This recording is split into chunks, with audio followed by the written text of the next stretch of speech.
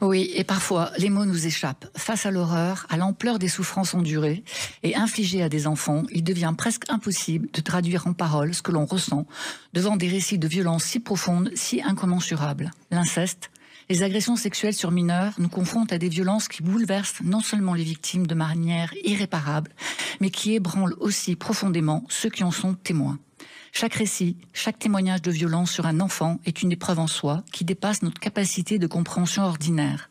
Ces actes marquent de façon indélébile les victimes et leur impact s'étend également aux proches, parents, familles, compagnons, amis, tous ceux qui n'ont pas vu, n'ont pas compris ou n'ont pas osé parler. Ces témoins portent aussi en eux une douleur silencieuse, une culpabilité. Pourquoi n'avons-nous rien vu? Comment avons-nous pu être aussi aveugles? Pourquoi sommes-nous restés silencieux et imaginer ne pas être en responsabilité pour intervenir, pour parler, pour dénoncer?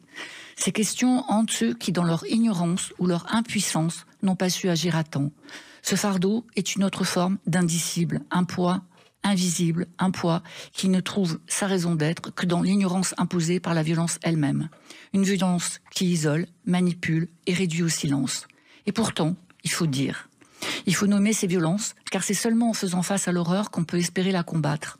L'inceste, les violences sexuelles sur mineurs marquent à vie, déchirent des familles, projettent une ombre sur toute la société. En tant que témoins, nous avons un devoir, celui de relayer ces histoires, d'écouter et de soutenir les victimes, même lorsque les mots nous manquent. Parler, partager, c'est faire un pas vers la reconstruction, c'est se réapproprier un espace que la violence a volé.